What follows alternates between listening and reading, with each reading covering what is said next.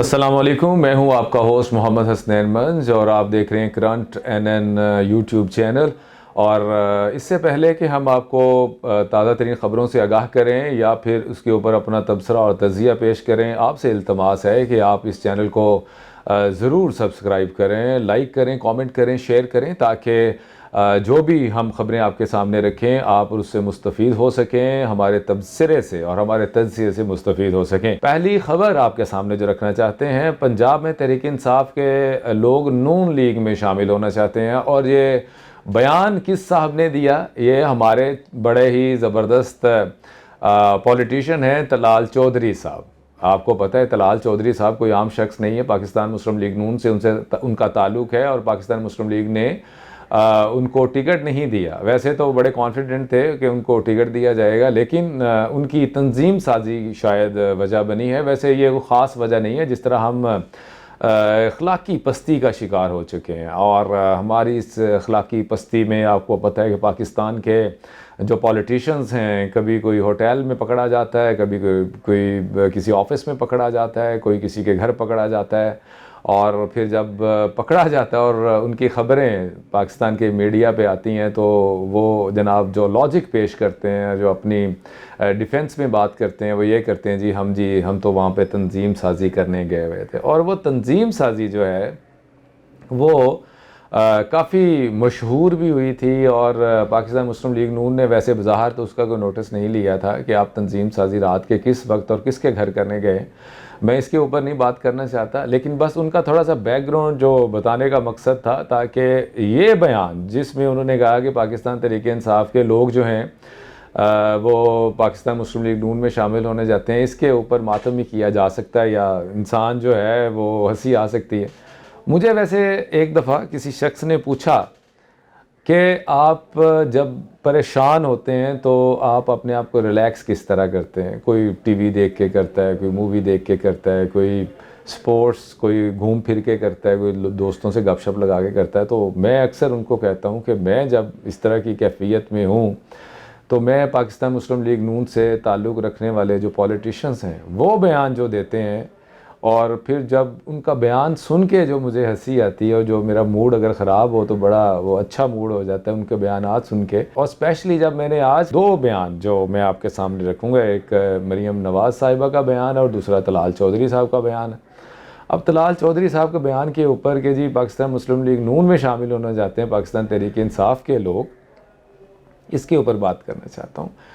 और मुझे नहीं समझ आती कि तलाल चौधरी साहब ने यह बयान किस कैपेसिटी में दिया, किस तरह बयान दिया और किस सोच के साथ बयान दिया। कौन से ऐसे हक़ाइक़ हैं जिनको मद्देनज़र रख के तलाल चौधरी साहब ने यह बयान दे दिया है, और वो हक़ाइक़ क्या हैं वो आपको भी पता है और मुझे भी पता है कि इस वक्त सबसे बड़ी जंग जो पॉलिटिशियंस में चल रही है, इतने ज़बरदस्त और संगीन हालात में और रहते हुए भी जो पाकिस्तान तहरीक इंसाफ के लोग हैं वो टिकट के लिए जिस हद तक जिद्दोजहद की, उन्होंने परेशानियां उठाई, जेलों की सैरें की, घरों में नज़रबंद हो गए, मार पड़ी, उनको फिज़िकली टॉर्चर किया गया और अखलाकी तौर पे टॉर्चर किया गया, उनके बच्चों को उठा लिया गया और उनके ऊपर जो जुल्म सितम हुए, वो सारी चीज़ें आपके सामने। उसके बावजूद पाकिस्तान तहरीक इंसाफ के लोगों ने वो जिस तरह पंजाबी में कहते हैं ना कि पैरों की मिट्टी नहीं छड़ी, और वो बिल्कुल अपने ही जगह पे खड़े हुए हैं, अपने मुसम्मम इरादे के साथ खड़े हुए हैं और वो इमरान खान के साथ खड़े हुए हैं। जिस तरह उनसे बल्ले का निशान छीन लिया गया और जिस तरह उनको जो निशान अलॉट किए गए और जिस तरह के निशान उनको सिंबल्स जो इलेक्शंस में उनको अलॉट किए गए और जिस अंदाज में किए गए, वो भी आपके सामने। उसके बावजूद पाकिस्तान तहरीक इंसाफ से ताल्लुक़ रखने वाले लोगों ने पाकिस्तान तहरीक इंसाफ को नहीं छोड़ा।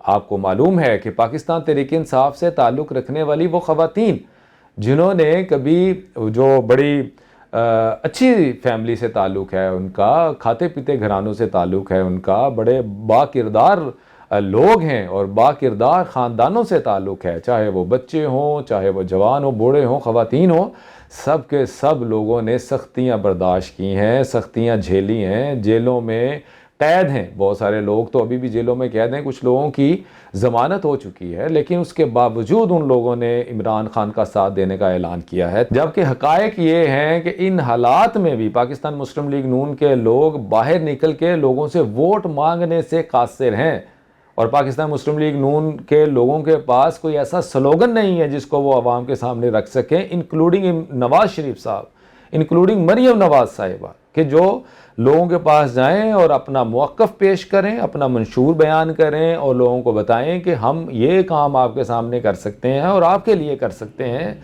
पाकिस्तान को तरक्की दे सकते हैं, पाकिस्तान की आवाम के जो जिस्मों के ऊपर कपड़ा नहीं है वो कपड़ा दे सकते हैं। खैर, ये तो वो बातें करेंगे कि हम आपको जनाब इतनी बिजली सस्ती कर देंगे, दालें सस्ती कर देंगे, चीनी सस्ती कर देंगे और आपके लिए साइशात पेश करेंगे, सोने और चांदी के जनाब बर्तनों में आपको खाना खिलाएंगे और दूध की नहरें आपके घरों में से निकलेंगी। लेकिन हकीकतन इनके पास पाकिस्तान की आवाम को देने के लिए कुछ नहीं है, क्योंकि ये खुद ख़ानदानी तौर पे एक भूखे और नंगे लोग हैं जिनका दिल सिर्फ़ और सिर्फ ये है कि वो अपने ही घर वालों को और अपने ही रिश्तेदारों को पालेंगे, अपनी ही औलादों को पालेंगे, और दुनिया के किसी भी खित्ते में उनको जाना पड़े पाकिस्तान की दौलत वहाँ पे लेके जाएंगे और महलात बनाएंगे, फैक्ट्रियाँ मिलें बनाएंगे और उन लोगों के साथ ताल्लुकात इस्तवार करेंगे जिनका पाकिस्तान को नीचा दिखाना ज़रूरी है। खैर, इसके ऊपर कभी और बात करेंगे। दूसरी खबर की तरफ जाते हैं। दूसरी खबर जनाब इससे भी बड़ी इंपॉर्टेंट है, वो है ताहिर अशरफी साहब का बयान सामने आया जिसमें उन्होंने कहा कि नमाज इस्तिस्का जनाब अदा की जाएगी, क्योंकि नमाज इस्तिस्का इसलिए अदा की जाएगी क्योंकि पाकिस्तान में खुश्क साली है।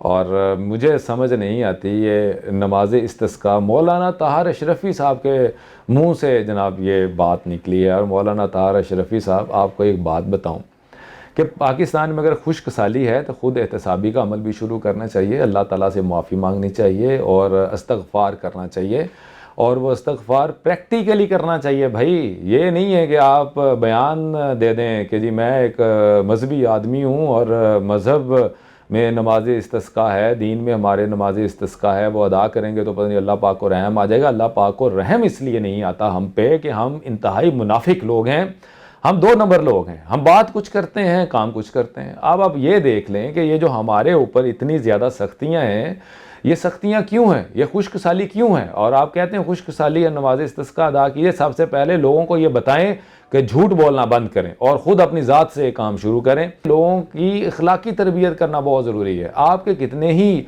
जो मौलाना हजरात हैं वो इस बात पे फोकस करते हैं कि आपकी अखलाकियात कितनी ज़रूरी हैं।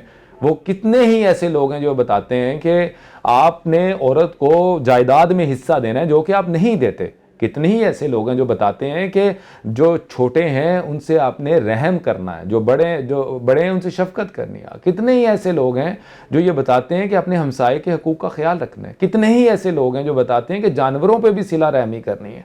कितने ही ऐसे लोग हैं जो बताते हैं कि आपने ना सिर्फ मुसलमान बल्कि जो गैर मुस्लिम हैं उनसे भी आपने किस तरह मोहब्बत से पेश आना है। कितने ही ऐसे लोग हैं आपके सामने कि पाकिस्तान में क्या कुछ नहीं हो पा रहा, जो इस वक्त भी हो रहा है, क्या आपने इसके ऊपर आवाज़ उठाई?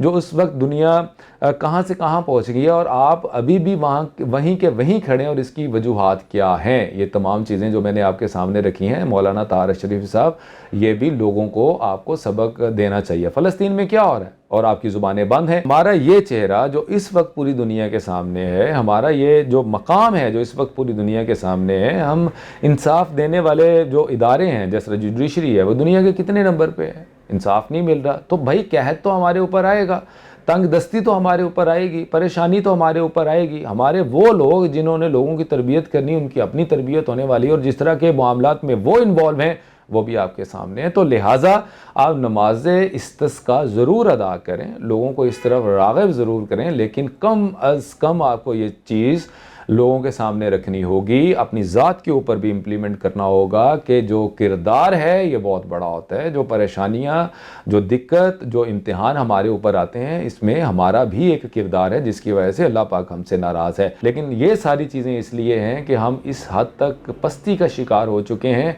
कि यहाँ पे ना तो कोई बच्ची महफूज है, ना कोई बच्चा महफूज है, ना कोई औरत महफूज है, ना कोई मर्द महफूज है। यहाँ पे कोई महफूज नहीं है और हम एक दूसरे से महफूज नहीं है। तो लिहाजा इसके ऊपर मैं किसी दिन तफसीली व्लॉग करूँगा इंशाअल्लाह। लेकिन ये ताहिर अशरफी साहब की बात के ऊपर ये मेरा एक तबसरा है कि हम अपने आप को दुरुस्त करें, अपने अखलाक को दुरुस्त करें और अपने मामलात को, दुनियावी और दीनी दोनों मामलात को बेहतर करें। इसके ऊपर इंशाअल्लाह कभी और दिन भी बात होगी। इसी तरह जनाब मरीम नवाज़ साहिबा ने वंस अगेन बहुत ज़बरदस्त बातें की हैं। मरीम नवाज़ जब भी बोलती हैं आपको पता है कि हमें हमारी वोकेबलरी में भी इजाफा होता है और हमें करंट अफेयर्स का भी पता चलता है और हमें ये भी पता चलता है कि पाकिस्तान के जो मसाइल हैं वो क्यों हैं और किसकी वजह से हैं और उन मसाइल को हल कौन कर सकता है। मरीम नवाज़ साहिबा ने जो बयान दिया उसमें उन्होंने कहा कि अगर नवाज़ शरीफ को निकाल दें तो मुल्क में खंडरात के सिवा कुछ नहीं है। ज़बरदस्त, यकीन माने इसके ऊपर क्लैपिंग करने का दिल करता है, क्योंकि मरीम नवाज़ साहिबा ने चूँकि ये बताया कि नवाज़ शरीफ का अगर नहीं होगा तो पाकिस्तान जो है वो खंडरात बन जाएंगे।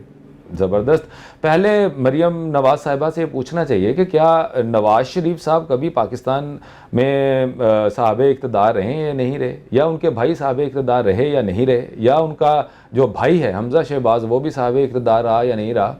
अगर आपकी मिसाल ये है कि नवाज़ शरीफ साहब भी तमाम मसाइल का हल निकाल सकते हैं और इसके अलावा कोई मसाइल का हल नहीं निकाल सकता, तो फिर इसके ऊपर मातम ही किया जा सकता है। इसके अलावा और तो कोई हमारे पास ऑप्शन नहीं है, क्योंकि नवाज़ शरीफ साहब इतनी देर इक़्तिदार में रहे, इतनी ज़बरदस्त तरीके से इक़्तिदार में रहे, जिस अंदाज़ में पाकिस्तान में इक़्तिदार में रहे ये भी पूरी दुनिया को मालूम है।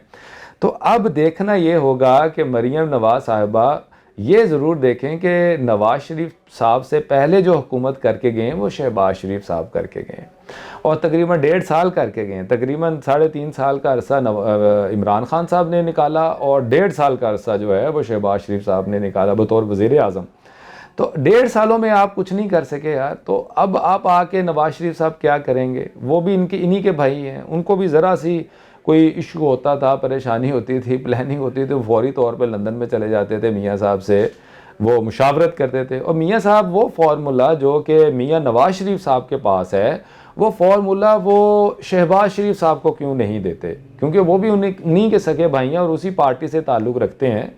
तो उनको चाहिए कि यार वो फार्मूला जो नवाज़ शरीफ साहब ने अपनी जेब में डाल के रखा है कि वो जब वज़ीर आज़म बनेंगे तभी वो आवाम की खिदमत कर सकते हैं, इसके अलावा वो नहीं कर सकते। तो वो फार्मूला शहबाज शरीफ साहब को भी चाहिए, नवाज़ शरीफ साहब को, कि वो फार्मूला उनको दे दें, क्योंकि उस फार्मूले को शायद वो ऐसा कोड लगा वो सिर्फ नवाज़ शरीफ साहब ही देख सकते हैं या मरीम नवाज़ ही देख सकती हैं, इसके अलावा ख़ानदान का भी कोई बंदा नहीं देख सकता।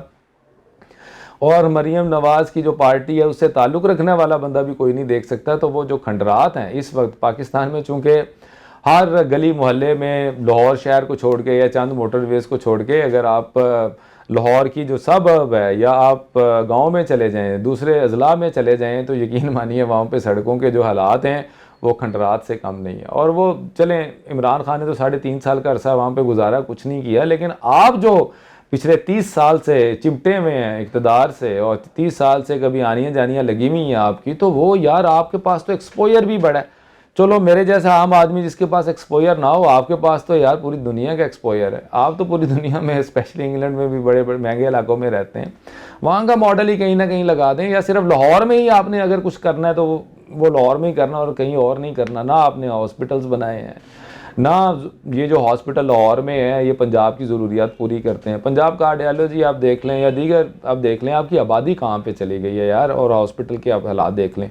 20 अरब रुपया आप लोगों ने लगा दिया, 20 अरब का बजट आप लोगों ने सिर्फ अंडरपास की रेनोवेशन में लगा दिया। रेनोवेशन, कंस्ट्रक्शन की बात नहीं मैं कर रहा, कोई नए अंडरपासेस की बात नहीं कर रहा, जो अंडरपासेस ऑलरेडी मौजूद हैं आपने उसकी रेनोवेशन के लिए 20 अरब रुपया लगा दिया। ये आपका विजन है। खुदा न खास्ता जिस तरह डेंगू आया या जिस तरह कोरोना वायरस आया और अभी फिर शुनीद है कि अभी फिर कोरोना वायरस नई शक्ल में आ रहा है, तो आपके पास हॉस्पिटल्स कम पड़ जाएंगे। और इतनी बड़ी आबादी में आप ये आपके वो हालात हैं। और निगरान सेटअप के हवाले से भी कि इन्होंने 20 अरब ये जो खंडरात की बात करें, 20 अरब इन्होंने अंडर पासेस पे लगा दिया। नया हॉस्पिटल बन सकता था और वहाँ पे लोगों को अकोमोडेट किया जा सकता था, वहाँ पे मरीज़ जा सकते थे। लेकिन आपकी चूँकि प्रायोरिटीज़ यही हैं कि आपने लोगों को दिखाना है कि बड़ा लश पश किस्म का, क्योंकि आपके सारे काम तो हो रहे हैं, अवाम जाए भाड़ में और अवाम का आपको ख्याल कहाँ पे है, लेकिन सिर्फ बयान देने से आप बाज नहीं आते कि आपने बयान ज़रूर देना है कि नवाज़ शरीफ साहब ये हैं और नवाज़ शरीफ साहब वो हैं। नवाज़ शरीफ साहब की हकीकत और आपकी हकीकत पूरी दुनिया के सामने है, लिहाजा आपको भी चाहिए कि इसके बारे में तहम्मुल मजाजी का मुज़ाहरा किया करें, वो बात ना किया करें जिसके ऊपर आप अमल नहीं कर सकते, या 2 नंबर बातें करने का फ़ायदा नहीं होता, क्योंकि अवाम को सब मालूम है। इन तमाम चीज़ों के साथ, ख़बरों और तबसरे के साथ आप से इजाज़त चाहता हूँ। अल्लाह हाफ़िज़।